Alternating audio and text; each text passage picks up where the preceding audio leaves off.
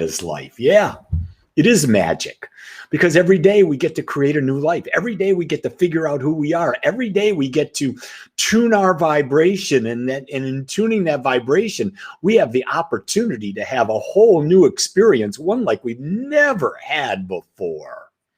That's the most wonderful thing in the world. And that's what I posted in the thought today was a very simple idea that all we are is energy. It looks like we're this solid mass, but in retrospect, science tells us we're energy. And what does energy do? It vibrates. It's a frequency.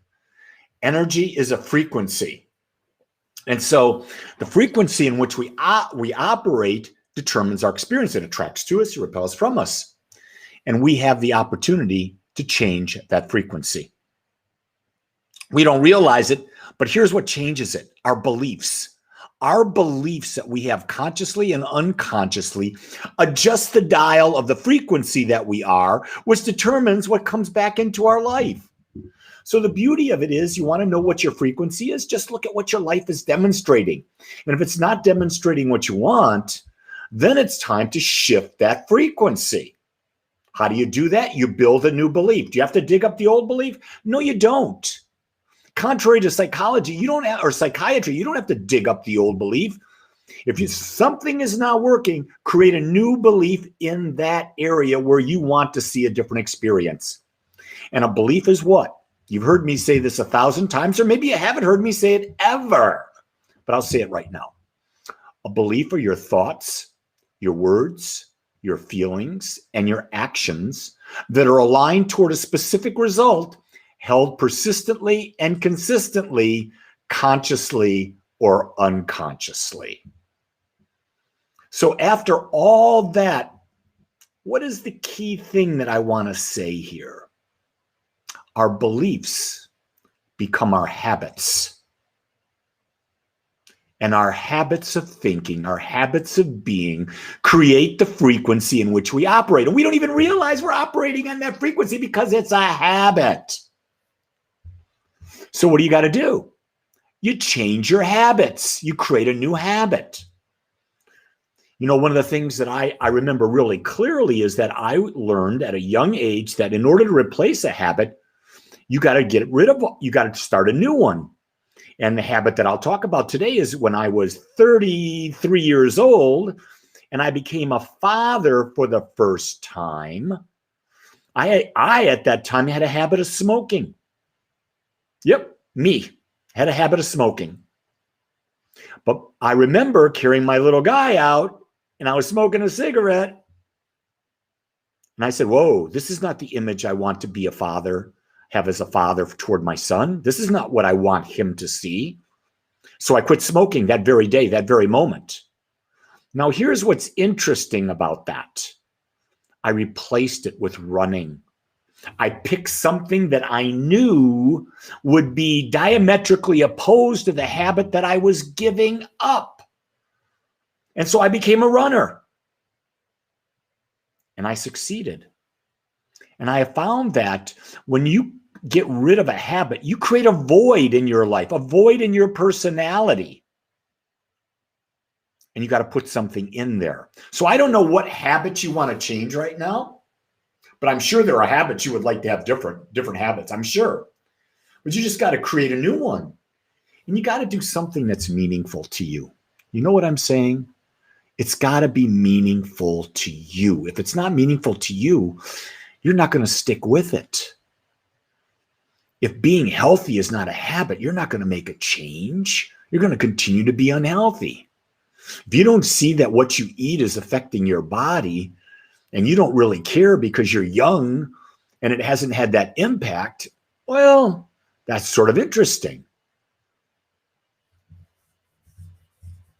Well, Lori says addictive personality sometimes replace bad with bad. Well, yeah. Again, I don't know what's bad, Lori. Bad is something that you get to determine whether it's bad or not. It could be good based on your perspective. So I guess I would say I try not to label things good and bad. I try to label things that Is this aligned with the higher vision of who I would desire to be? That's really the key thing that I look at. Okay, here's Lee. Here's what's important to Lee. What Lee values most is what I'm doing, is that habit supporting that which I choose to be, which I desire to have the experience of. If it's not supporting it, I don't label it as bad. I just say it's not supporting. It's not the frequency. Yeah, you have the habit of smoking for drinking and drinking for eating. Yeah, you quit smoking and start drinking. You can quit drinking and start eating. You know, here's the key thing behind it. First off, are you aware of these habits? And then are you conscious of the impact that these habits have on you? So you're bringing in AC, and I'm not talking about air conditioning, but you're bringing in awareness and consciousness. I mean, everything I teach is about conscious living. In order to live consciously, you have to become aware. You first have to become aware of who you are, what's important to you, and how you do that. That's something I do. And I haven't said good morning to all the people out there, but Lori and Renee and Patricia about 8 times, Jessica, Sandra, Jasmine, all of you out there, thank you for checking in. If you're out there, do check in. Let me know you're there, what your name is, so I'm forming a relationship with you, if you don't believe it or not, just by seeing your name. Seeing your name, I know.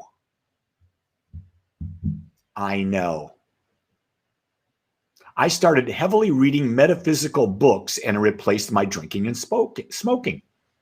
Yeah. Hey, you could read metaphysical books and start smoking the ganja. And you might think that's an alignment. Is it good or bad? Nope, just is. I don't have a feeling for it. A lot of people read a lot of spiritual books. What do? They go down to Peru and do ayahuasca. I see Becca and Charlotte are checking in. Good morning, all you beautiful people. Yeah, hey, yesterday did a really interesting talk. The talk was about how to love others. So if you're looking for that, if you're looking how to love others and you want a really different perspective, watch that talk. There's my friend Scarlett and there's my friend Betty. Betty, I want you to know I thought of you Saturday night. And you're going to say, ooh, why did Reverend Lee think about Betty? Well, Betty was at one time, and still is, married to Mike. And Mike was a really good friend from the corporate world. And we used to go visit them. They used to live in Dallas, Texas. They lived in Flower Mound, and we used to go live there. Well, we were driving down to this restaurant, Betty, you never heard of because it's brand new. It's called Fiore's. And when we drove down Fiore's, it was right near where you lived. And so I immediately, whenever I go down that area, I immediately think of Mike and you and your 3 beautiful daughters. So I just want you to know that you're in my mind. You know, life is about having fun, and it's about tuning your frequency. I have a frequency about having fun with people. I really do. I love to have fun with people. And I was in Fiore's, that restaurant, on Saturday night, and we had this darling waitress. I talked about this on yesterday's service. A darling waitress, young, very, very bubbly, just really into being a good waitress. And you know what? I started playing. We started playing. We verbally bantering back and forth. We were just having a ball, and people around us were watching. They were thinking, my God, there's too much laughter over there. And then, you know, I went on. I said, you know, why don't you have soup on the menu? She said, what do you mean? I said, I love soup. I mean, Italian soup. She says, why don't you ask the chef and owner? I said, I'd love to. And she says, there he is. So I called him over. And he says, what can I do for you? And I said, listen, do you have soup? He says, why do you want soup? I said, I love soup, Italian soup, minestrone, pasta fagioli, you know, magnificent things. And he looked at me and said, do you really want soup? I said, yes, I do. And he says, well, I'll make you soup. 10 minutes later, the waitress came back with 2 bowls of soup. This special Italian broth that I've never had before with tortellinis in it, the best homemade tortellinis I've ever had. And he came out and he said, what do you think of the soup? I said, your soup's great. I said, these are the best tortellinis I've ever had. And he smiled. Guess what I did the next day? I went out there and I wrote a review for his restaurant, 5-star review. Why? They deserved it. That's creating an energy of light, creating an energy of love, creating an energy that is supportive. And I think right now in the world, we need to get into that frequency of gratitude, that frequency of supportive, that frequency of letting yourself be. Annette, you gave us a 5-star review on Google yesterday. Thank you. I don't know how to write that. I'm not sure, but you can. I don't know. I know a bunch of people did do a review. I asked people to do reviews yesterday of Agape. If you like my meditations, if you like my daily thoughts here on Zoom and YouTube and that, hey, I would love to go to Google Places and give us a 5-star. The more we get, the more popular we become, the more people find us. And I'm grateful. Yesterday, I just decided to ask. You know, one of the things I teach is the most important agreement that we have in any relationship, anywhere, is to ask for what you want when you want it, because no one can read your mind. So if you're in a relationship with a partner, with your kids, with your parents, with your friends, with your work, set up that relationship. Ask for what you want when you want it. This way, you never have to guess what's on people's minds. Because if you're guessing, you're going to get it wrong. Trust me. I tried that for years with my wife. Now we got an agreement. I never guess. What's on her mind? Don't care. Why? She hasn't told me. She doesn't tell me. I'm not responsible. Doesn't that make relationships easy? Think about the ramifications of that agreement. I love it. So I'm going to leave you with that frequency of ask for what you want when you want it. And say to you, remember, you can change the vibration of where you're at. It's a matter of changing where your thoughts are focused and holding that change in your mind. And so we'll be back again tomorrow. Hey, if you want to meditate with me, we do that about an hour earlier at 7 a.m. Just go to agapespiritualcenter.com, pop the link out, and you can join me for free. There's a group of us between 16 and 25 people that meditate every day. Why? Because meditation is a practice that should be done every day to change your vibration, to change your frequency.